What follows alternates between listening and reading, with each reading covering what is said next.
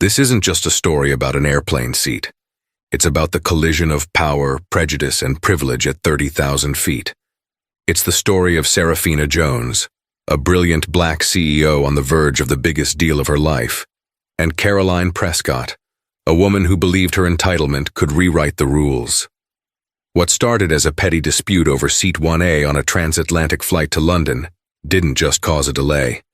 It triggered a chain reaction that would ground a jumbo jet, expose a web of corporate secrets, and deliver a dose of karma so swift and so devastating it would shatter a dynasty. Stay with me. Before we begin, where are you watching from today? Let us know in the comments. If you love inspiring stories of resilience and justice, make sure to hit that like button, share this video, and subscribe for more incredible tales. Your support helps us share these impactful stories with even more people. Now let's get into it. The air in the British Airways first-class lounge at JFK was a carefully curated symphony of quiet ambition. It smelled of expensive leather, freshly brewed espresso, and the faint, clean scent of money. For Serafina Jones, it was simply the smell of a Tuesday. At 34, she was the founder and CEO of Etheria Innovations, a San Francisco-based firm at the bleeding edge of ethical artificial intelligence. Her work wasn't just about code. It was about crafting the digital conscience of the future, and she was breathtakingly good at it. Today, however, the future she was most concerned with was the one waiting for her across the Atlantic. In her sleek, monogrammed leather briefcase lay a proposal worth over 9 figures, a potential merger with Sterling Whitcroft, one of the UK's oldest and most powerful tech conglomerates. This deal wasn't just a milestone, it was a coronation. It would cement Etheria's place on the global stage and validate every 17-hour workday, every sacrifice, every moment of doubt she had ever faced. Serafina was a portrait of composed power. Her tailored navy blue pantsuit was sharp and understated, her hair styled in elegant locks that cascaded over her shoulders. She nursed a bottle of still water, her dark eyes scanning the final pages of her presentation, her focus absolute. She wasn't just prepared. She was a fortress of competence. When the boarding call for Flight 112 to London Heathrow was announced, she gathered her belongings with an unhurried grace. Her ticket was for Seat 1A, the coveted single seat at the very front of the first-class cabin, offering both privacy and space. She had booked it 6 months in advance, knowing this trip would require her to be rested and sharp the moment she landed.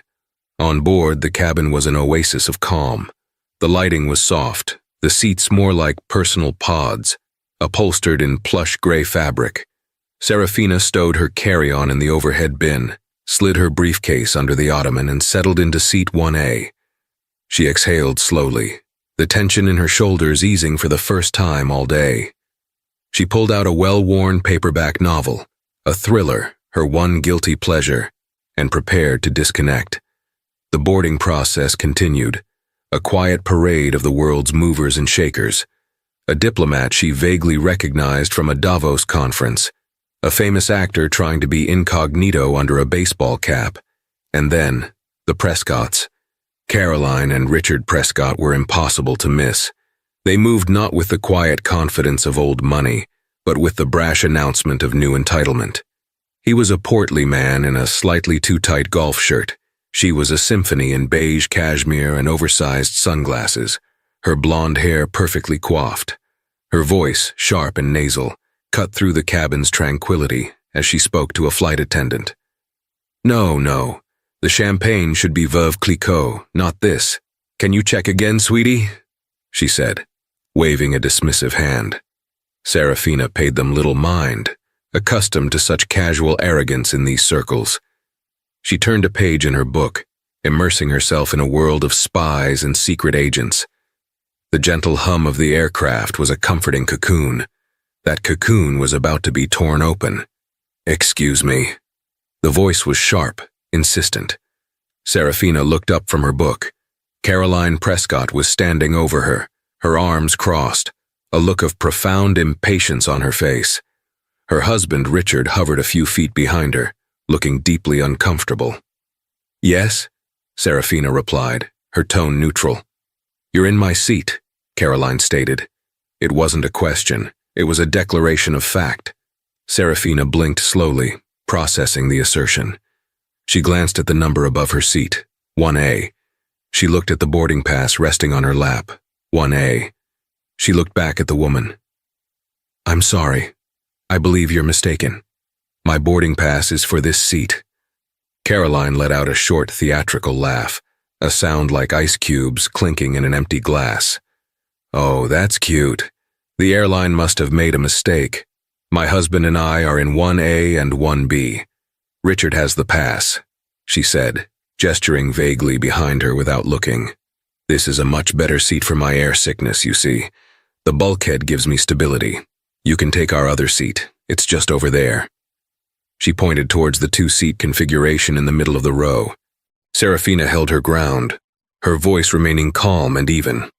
This was a negotiation of a sort, and she never lost a negotiation. "I'm quite comfortable here, and this is the seat assigned to me. Perhaps you should speak with a flight attendant if there's an issue with your seating." A flicker of disbelief, then fury, crossed Caroline's face. Her mask of civility cracked. "Listen," she said, her voice dropping to a conspiratorial, condescending whisper. "I don't think you understand. I need this seat. It's a long flight. I'm sure whatever seat you were supposed to have will be perfectly adequate for you." The subtext was as thick and suffocating as the London fog awaiting them. The unspoken words, "people like you," hung in the air between them. Serafina felt a familiar cold knot tighten in her stomach, the one that came with having to justify her existence in spaces where her success made others uncomfortable. But she did not let it show. She simply held up her boarding pass, the letters Jones Serafina, and the seat number 1A clearly visible. "There is no misunderstanding," she said, her voice now edged with a quiet finality. "This is my seat." The battle for seat 1A had just begun, and for Caroline Prescott, it was the beginning of the end. The air in the first-class cabin, once a tranquil space, was now charged with a palpable tension. The few other passengers who had already boarded were now stealing furtive glances, their polite fiction of ignoring their surroundings starting to fray. Caroline Prescott's perfectly made-up face contorted into a mask of indignation. It was the expression of someone who had never been told no, and found the experience fundamentally offensive.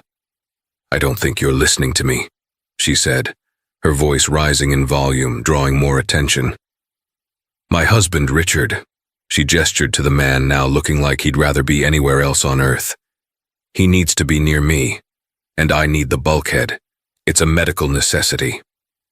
"Then I'm sure the flight staff can help find a solution that doesn't involve me vacating my assigned seat," Serafina replied, her composure a stark contrast to Caroline's escalating agitation. She refused to be drawn into an emotional spectacle. She was a CEO. She dealt in facts and logistics, and the fact was, this seat was hers. At this point, a young male flight attendant named Ben, sensing the growing discord, hurried over. He had the earnest, slightly panicked look of someone who desperately wanted to de-escalate. "Is there a problem here, ladies?" he asked, his smile stretched thin. "Yes, there is," Caroline snapped, turning her full attention on him. "This woman is in my seat. Our passes are for 1A and 1B. The airline system must have double-booked it. She needs to move." Ben looked from Caroline to Serafina, who simply held up her boarding pass. He took it and examined it. "Ma'am, this pass says seat 1A. Let me see yours, please." Richard Prescott fumbled in his jacket pocket, his face flushed, and produced 2 boarding passes. He handed them to Ben. The flight attendant looked at them, and his face fell. "Sir, ma'am," Ben said carefully, handing them back. "Your assigned seats are 4D and 4F. There was a moment of stunned silence. The lie had been exposed, laid bare under the soft cabin lighting for everyone to see. Richard looked at the floor, mortified. Caroline, however, was incapable of shame. She doubled down. "That's impossible," she shrieked, snatching the passes from her husband's hand. "This is ridiculous. I always fly in the front row. Always. Richard, you must have booked it wrong." I booked what was available, dear," he mumbled, shrinking under her glare. Well, it's not acceptable, Caroline declared, turning back to Serafina as if the flight attendant and the boarding passes were mere trivialities. Look, let's be reasonable. There's been a mistake, a dreadful mistake, but we can solve it amongst ourselves. How much did you pay for this seat? The question was laced with venom. The implication was clear, that Serafina couldn't possibly have paid the full fare, that she was there on points, on a discount, on a fluke, that her presence was a temporary anomaly that could be rectified with cash. Serafina's eyes narrowed. The fortress of her composure remained, but the cannons were now aimed. That is entirely irrelevant, she said, her voice dangerously quiet. I am not selling my seat. I am going to sit here, in the seat I selected and paid for, and I am going to enjoy my flight. I suggest you go and find yours. How dare you take that tone with me? Caroline's voice was now practically a screech. The pretense of civility was gone, replaced by raw, unfiltered prejudice. Do you even know who my husband is? Who I am? We are benefactors, major clients of this airline. People like you get a lucky upgrade and think you own the plane. It's pathetic. A collective gasp, though faint, rippled through the nearby passengers. An older gentleman in seat 2B lowered his copy of the Financial Times, peering over his spectacles with undisguised disapproval. The actor in 3A pulled his baseball cap lower, but his phone was now angled ever so slightly in their direction, the screen dark but the camera lens glinting. Serafina felt a surge of hot anger, but she pushed it down, compressing it into a diamond-hard resolve. She would not give this woman the satisfaction of a reaction. She would not be the angry black woman, a stereotype Caroline was so clearly trying to provoke. Instead, she turned her body slightly away from Caroline, picking up her paperback novel as a clear sign that the conversation, for her, was over. Ben, she said, addressing the beleaguered flight attendant without looking at Caroline. I believe this passenger needs to be directed to her seat. She is disturbing the other guests. This dismissal, this final assertion of her rightful place was what truly sent Caroline over the edge. It was one thing to be thwarted, it was another to be dismissed. Don't you ignore me, you arrogant. That is enough. The new voice was firm, resonant, and carried an air of absolute authority. It belonged to Maria, the cabin service director. She was an older woman with salt and pepper hair pulled into a neat bun, and a gaze that could quell a riot. She had clearly been observing from the galley and had decided Ben's gentle approach had failed. Maria stepped between Caroline and Serafina's seat, creating a physical barrier. Ma'am, she said, her eyes locked on Caroline. You were asked to find your assigned seat. Your boarding pass says 4D. You are currently in violation of federal aviation regulations by refusing to comply with a crew member's instructions. You will either proceed to your seat immediately, or I will be forced to involve the captain. For the first time, a flicker of something other than rage appeared in Caroline's eyes, a sliver of apprehension. The mention of the captain and regulations had introduced a consequence she hadn't anticipated. Richard tugged on her arm, whispering frantically, Caroline, please, let's just sit down. Let it go. But her pride, now catastrophically wounded, wouldn't allow for a retreat. She looked at Serafina, sitting calmly with her book. She looked at Maria, the immovable object, and she made the worst decision of her life. Get your captain, Caroline sneered, crossing her arms. I'd love to have a chat with him about the quality of his staff and the clientele they're letting into first class these days. Maria didn't flinch. She simply nodded once, her expression grim. As you wish. She turned and walked purposefully toward the cockpit door. The cabin fell into a heavy, anxious silence. The low hum of the auxiliary power unit seemed to amplify the tension. Serafina closed her book, setting it aside. The thriller in her hands was nothing compared to the drama unfolding in real life. She knew, with a sinking feeling, that this flight was not taking off on time. The short walk Maria took from the first-class cabin to the cockpit door felt like a mile. Every eye was on her. The quiet clicks of her heels on the cabin floor were like the ticking of a clock, counting down to a point of no return. When she knocked on the reinforced door and disappeared inside, the silence she left behind was thick with anticipation. Caroline Prescott, meanwhile, seemed to be puffing herself up, preparing for the next round. She smoothed down her cashmere sweater and shot a triumphant look toward Serafina, as if summoning the captain was a strategic victory. Her husband, Richard, looked physically ill, his face pale and beaded with sweat. "Caroline, for God's sake," he hissed. "This is insane. We're going to get thrown off the plane." "Don't be ridiculous, Richard," she shot back in a harsh whisper. "They need us more than we need them. A strongly worded complaint from a Prescott will have them scrambling to apologize." "Watch." Serafina ignored them completely. Her focus was inward. She was methodically detaching her emotions from the situation, treating it like a hostile boardroom takeover. The objective was to maintain her position, protect her interests, and let the other party self-destruct. Her heart was pounding, a traitorous drumbeat of adrenaline and indignation, but her breathing was even. She pulled out her phone, ostensibly to check her email, a simple act of normalcy in a situation that was anything but. The screen's glow illuminated a face of pure, unbothered professionalism. It was a performance, but a masterful one. A few minutes later, the cockpit door opened again. Captain Robert Miller emerged, followed by Maria. Captain Miller was in his late 50s, with a neatly trimmed silver-gray mustache and the kind of calm, authoritative demeanor that came from decades of being responsible for hundreds of lives at a time. He wasn't smiling.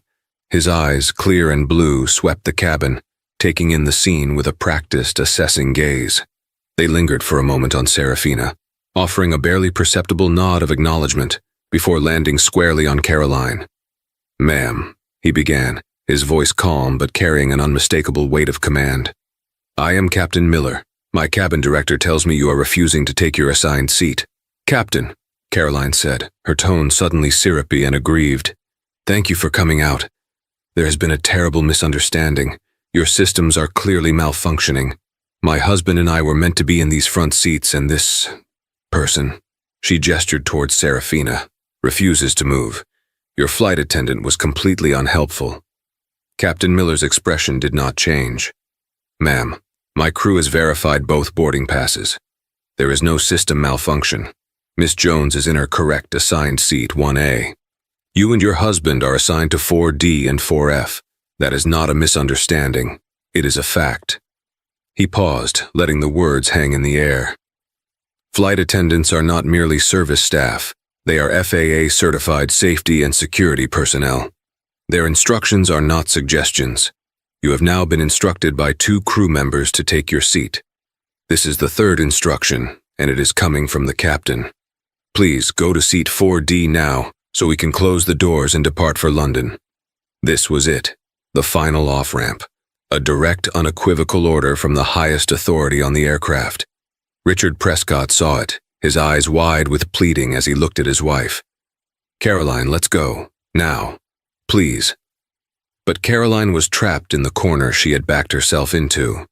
To comply now would be to admit defeat in front of her audience, the impassive CEO, the disapproving passengers, the stern-faced crew. Her pride was a roaring fire, and she was determined to let it consume everything. "I will not be spoken to like that," she said, her voice trembling with rage. "I am a first-class passenger, and I expect a certain level of service and respect. I will be filing a formal complaint against your entire crew, and I am not moving from this spot until I get the seat I want or a satisfactory apology." The captain's face hardened, the last vestiges of patience evaporating. An apology? For what? For asking you to abide by the same rules as every other person on this aircraft? For allowing this sort of person to create such a scene? She blurted out, pointing a shaking finger at Serafina. There was no problem until she decided to be difficult. It was the tipping point. The accusation was so patently absurd, so dripping with prejudice, that it sucked the remaining oxygen out of the cabin. Serafina finally looked up from her phone, her eyes meeting Captain Miller's. She didn't have to say a word. Her expression of quiet, weary dignity said it all. The actor in 3A, a man named Liam Coleman, had heard enough, He had been quietly recording the entire exchange. He'd recognized Serafina Jones from a feature in Wired magazine and was appalled by the scene. Now he spoke up, his voice clear and calm. "Excuse me, Captain. I'm in 3A. I think I speak for a few of us when I say the only person creating a scene here is this woman. The other passenger has been nothing but polite and patient. This has been going on for 10 minutes. Just get her off the plane so we can leave." A murmur of agreement went through the cabin. Here, said the man with the Financial Times. Caroline whirled around, her face a blotchy red. "You stay out of this. This is none of your business." Captain Miller held up a hand, silencing her. He had made his decision. The safety, security, and order of his flight were paramount. The line had been crossed irrevocably. He looked directly at Caroline, his voice now devoid of any warmth. "Ma'am, you have repeatedly refused to comply with crew instructions. You are creating a disturbance and are interfering with the duties of the flight crew. Under the authority granted to me as pilot in command, I am now deeming you an uncooperative and security risk passenger. You and your husband will be deplaned, immediately." He turned to Maria. "Maria, advise the gate agent we are returning 2 passengers. Have airport security meet us at the jet bridge." The words landed like thunderclaps. Deplaned. Airport security. Richard Prescott looked like he might faint. "Oh my God, Caroline," he choked out. "What have you done?" Caroline stood frozen, her mouth agape. The reality of the situation finally crashed through her wall of entitlement. This wasn't a negotiation she could win. She had miscalculated on a colossal scale, but even now her instinct was to fight. "You can't do this!" she screamed, her voice cracking. "I will sue you! I will sue this airline! You'll lose your job!" Captain Miller turned his back on her, a gesture of final dismissal. "My job," he said, walking back towards the cockpit, "is to ensure the safety of this flight, and right now, that means you are not on it." Maria stepped forward, her expression unyielding. "Sir, ma'am, please collect your belongings and come with me." Richard started to gather their things in a panicked haste, but Caroline stood rooted to the spot, shaking with a mixture of fury and humiliation. "No," she whispered, her voice dangerously low. "No, I'm not going anywhere." The situation had just escalated from a deplaning to a removal, and everyone on board knew it. The word "no" hung in the air, a final act of defiance from a woman who had lost all control. Caroline Prescott's refusal was no longer just a breach of etiquette. It was a direct challenge to the captain's authority and the security of the aircraft. Maria, the cabin director, did not argue or plead. Her training kicked in, her movements becoming crisp and procedural. "Captain," she spoke into her intercom, her voice calm and clear. "The passenger is refusing to deplane. We require law enforcement assistance at the gate." From the cockpit, Captain Miller's voice came over the cabin's public address system, not with anger, but with a somber finality that chilled everyone who heard it. "Ladies and gentlemen, this is your captain speaking. Due to a security situation in the forward cabin where a passenger has refused to comply with crew instructions, we are unable to depart. Port Authority police have been summoned to the aircraft. For your safety and for the integrity of the security process, I must ask that everyone remain in their seats. We appreciate your patience as we resolve this issue." The announcement sent a wave of groans and frustrated sighs through the entire plane, from first class to the last row of economy. The ripple effect of Caroline's entitlement was now washing over all 300 passengers. A baby started to cry in the back. A man in business class loudly complained about missing his connection to Dubai. The collective goodwill of the flight evaporated, replaced by a shared sense of being held hostage by one person's ego. Serafina watched the scene unfold with a sense of detached surrealism. The deal in London, the 9-figure merger, the culmination of her life's work, all of it felt a world away. Right now, her world had shrunk to the confines of this airplane cabin, where a drama of pride and prejudice was reaching its ugly climax. She felt a pang of frustration, not at Caroline anymore, but at the situation itself. A delay now could have serious consequences for her tightly scheduled meetings. She pulled out her phone and discreetly texted her assistant back in San Francisco. Flight delayed on tarmac. Security issue. Keep London team on standby for updates. 2 Port Authority police officers soon appeared at the open door of the jet bridge. They were large, imposing figures in dark blue uniforms, their faces stern and impassive. They conferred quietly with Maria and the gate agent before stepping onto the aircraft. The sight of uniformed law enforcement entering the plane had an immediate sobering effect. This was no longer a customer service dispute. It was a legal matter. The senior officer approached Caroline.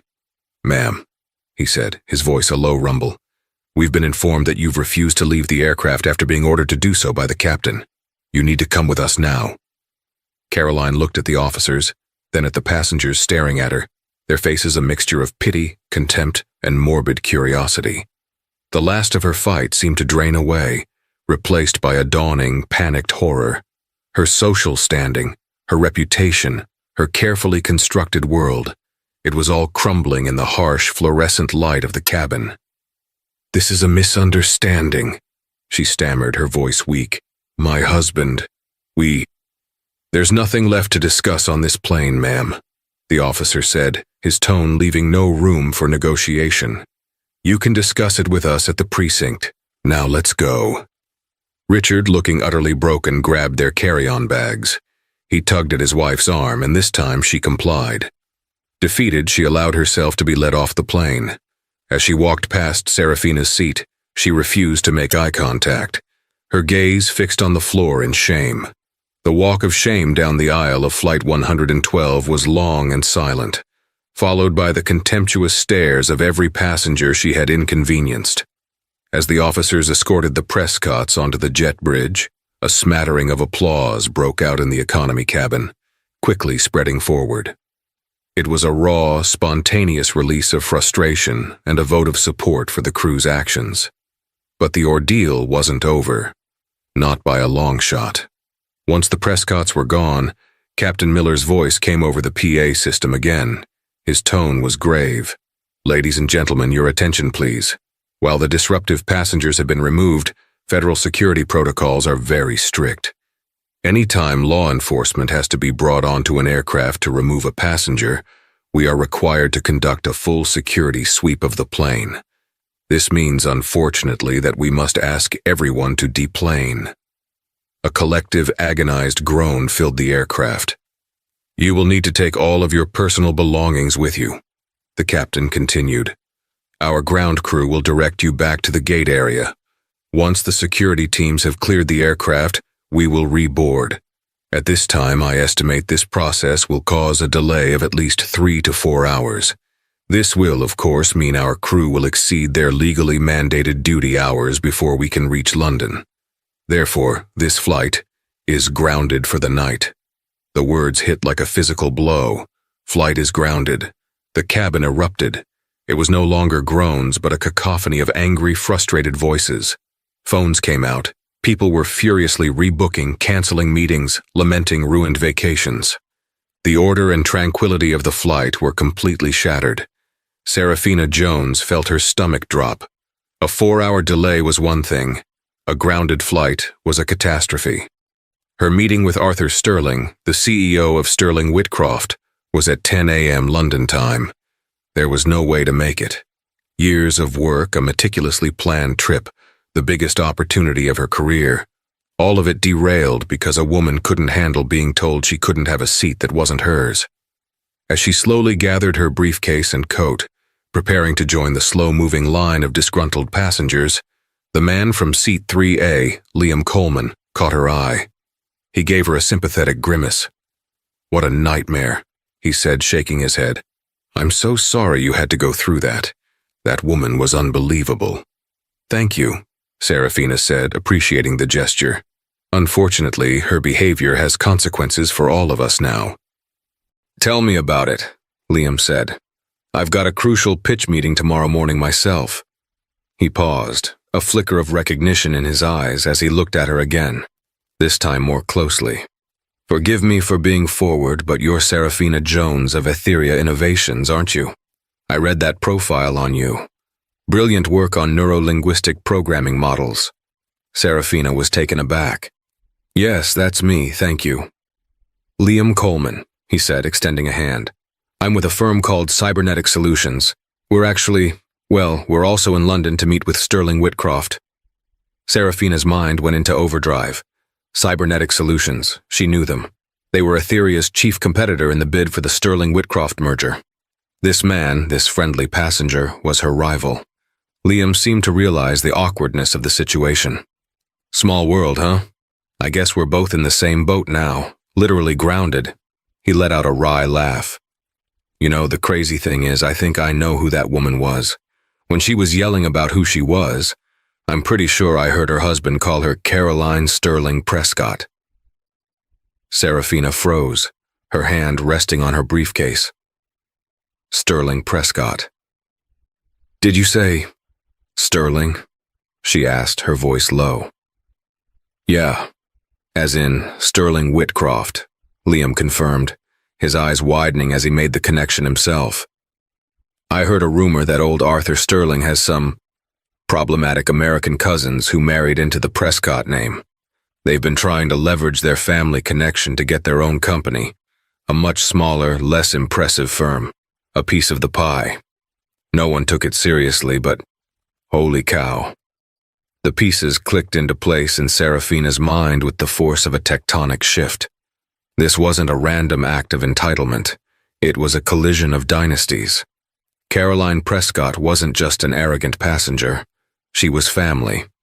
Her behavior wasn't just an embarrassment. It was a direct reflection on the Sterling name. A slow, cold smile touched Serafina's lips. The flight was grounded. Her schedule was ruined. But the game had just changed. Caroline Prescott thought she was stealing a seat. What she had actually done was hand Serafina Jones the ultimate piece of leverage. Karma wasn't just coming. It was already here. And it was about to get very, very hard. The terminal was a landscape of controlled chaos. Displaced passengers from Flight 112 huddled in clusters around the gate, their faces illuminated by the glow of their phones as they frantically tried to salvage their itineraries. The airline had announced they were providing hotel vouchers and rebooking everyone on the next available flights. But for many, the damage was done. The air was thick with the scent of stale coffee and profound frustration. Serafina found a quiet corner near a charging station, away from the main throng. She plugged in her phone and laptop, her mind no longer on the immediate logistical nightmare of a canceled flight. The information Liam Coleman had given her had reshaped the entire situation. Caroline Sterling Prescott. This wasn't just a personal slight anymore. It was a professional vulnerability. Her rivals. She thought back to the confrontation. Caroline's arrogance, her claims of being a benefactor, her fury at being denied something she felt was her birthright. It all made a terrible kind of sense now. She likely believed her tenuous connection to the Sterling name gave her carte blanche, a VIP pass through life that superseded rules and common decency.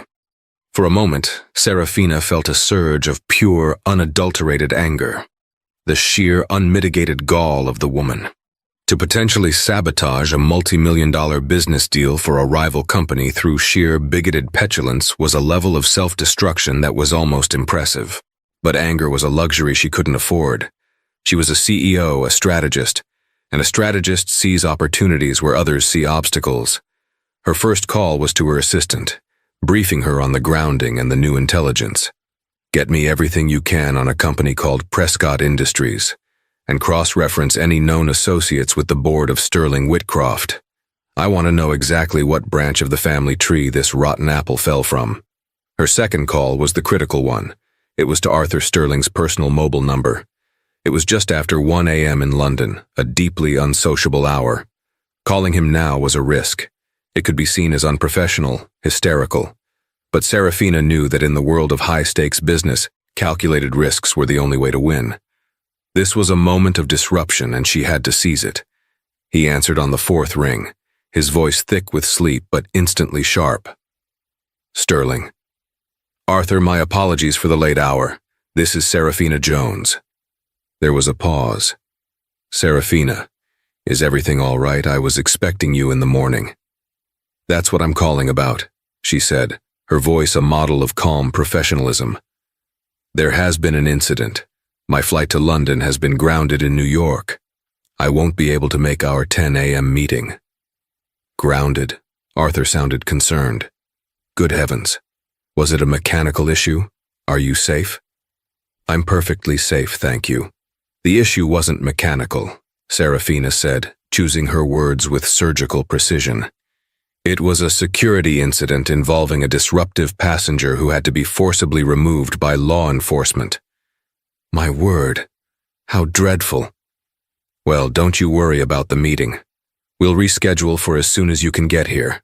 Your safety is the priority. He was being gracious, exactly as she expected. But now came the gambit. Arthur, she continued, her tone shifting slightly, becoming more confidential. I wouldn't be bothering you with this at this hour if it were merely a travel delay. But there's a delicate aspect to this situation that I believe you should be aware of, given our pending discussions. She could practically hear him sit up straighter on the other end of the line. Go on. The passenger who caused the disturbance, the one who forced the grounding of a jumbo jet filled with over 300 people. Her name is Caroline Prescott. She made it a point to announce, rather loudly, her connection to the Sterling family. Silence.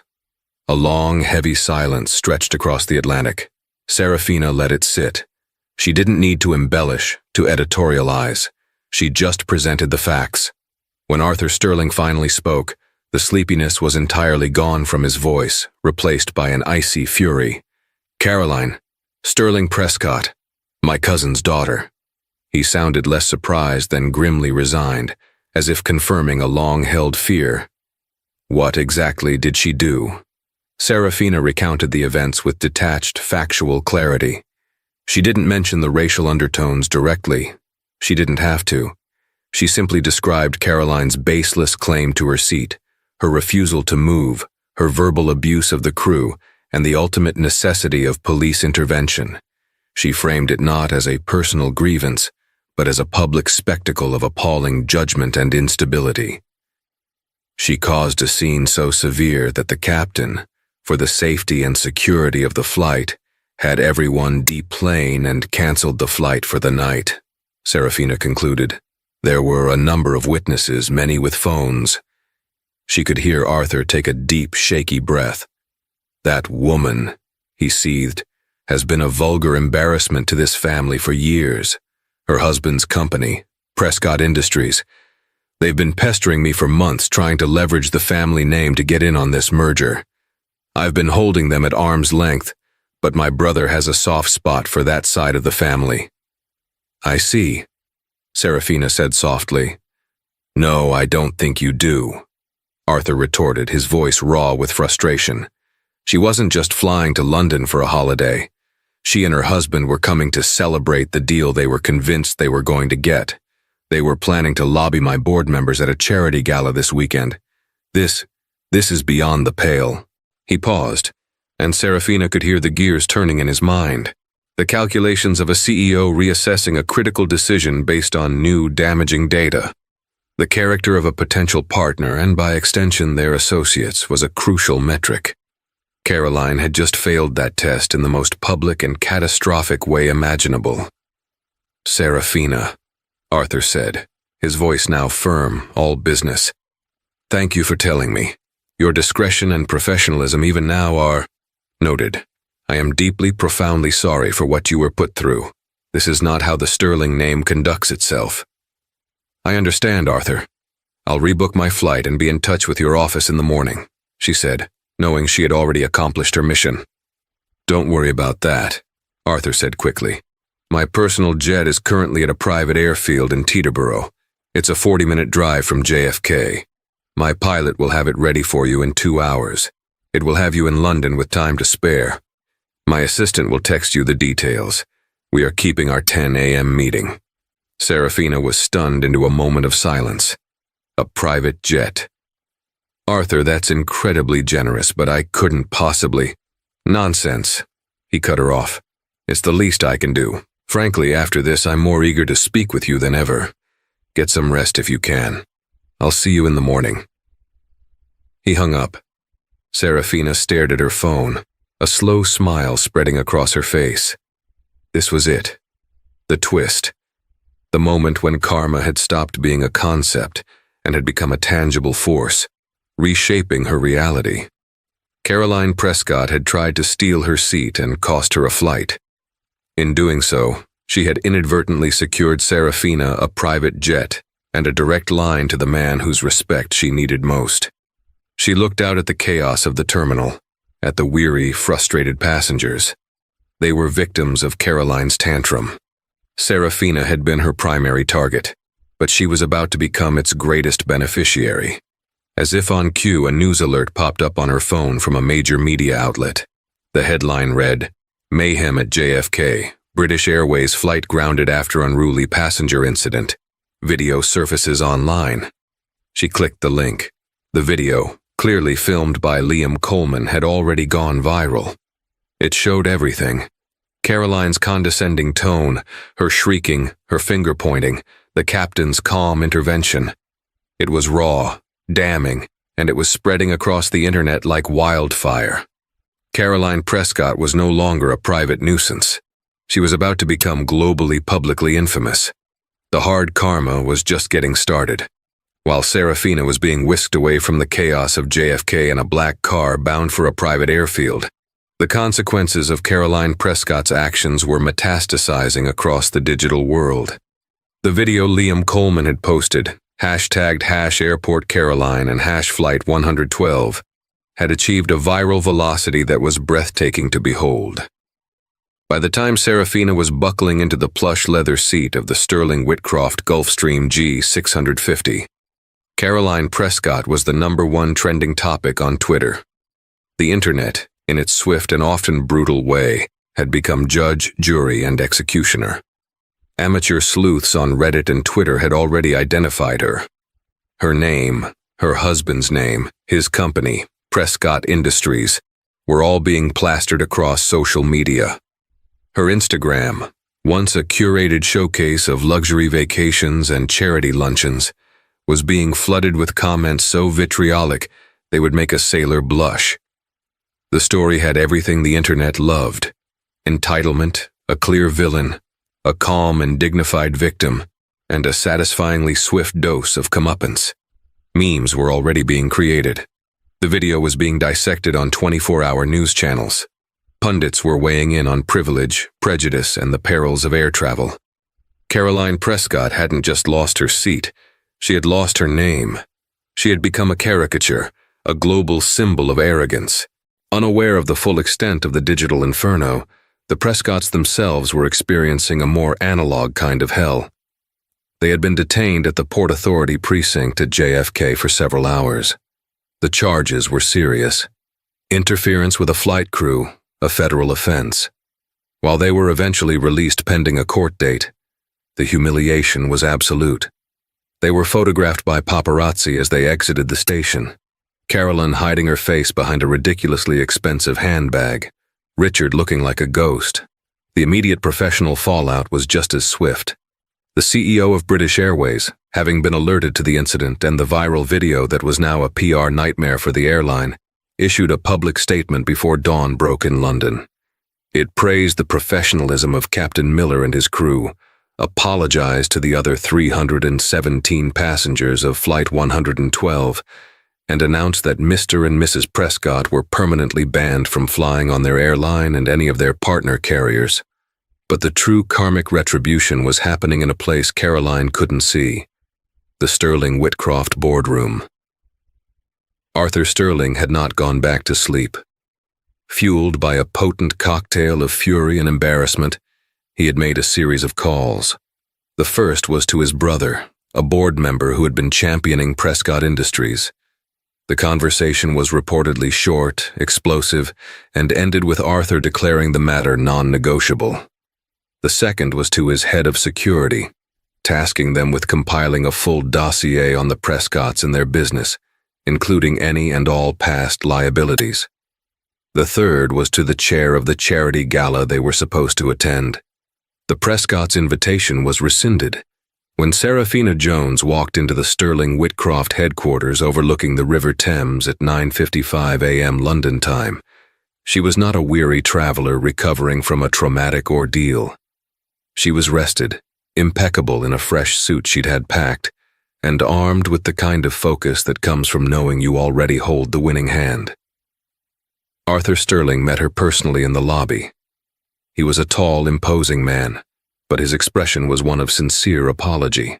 "Miss Jones," he said, shaking her hand warmly, "I cannot begin to express how sorry I am for the actions of my relative. It was appalling, unforgivable." "Arthur, please," Serafina said graciously. "You are not responsible for her actions. Let's not allow it to overshadow the reason I'm here." Her grace seemed to impress him even more. He led her to the top-floor boardroom, a stunning space with panoramic views of the city. The other board members were already assembled. The tension in the room was thick. They had all seen the video.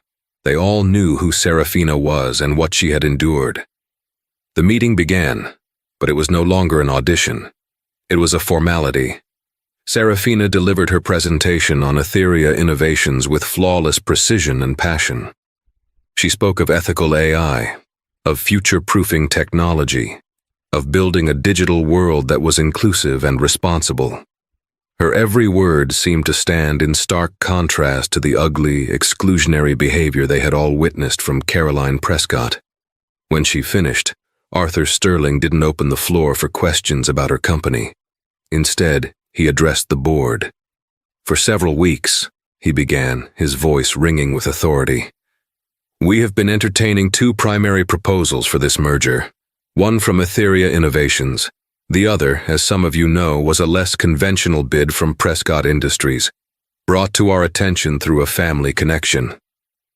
He paused, letting his gaze sweep over the faces at the table. "I believe character is as important as capital.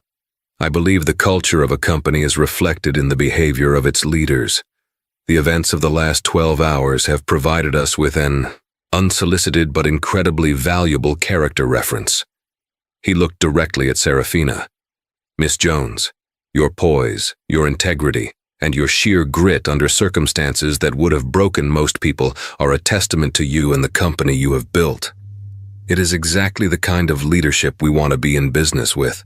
He turned back to the board. "Prescott Industries is no longer under consideration. I'm recommending we move forward with an exclusive, fast-tracked acquisition of Etheria Innovations, with terms highly favorable to Miss Jones and her team."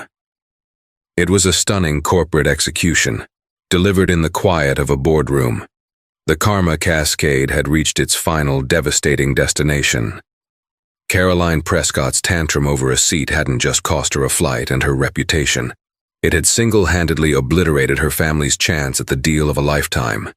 And in the process, it had handed that very deal on a silver platter to the woman she had tried to humiliate.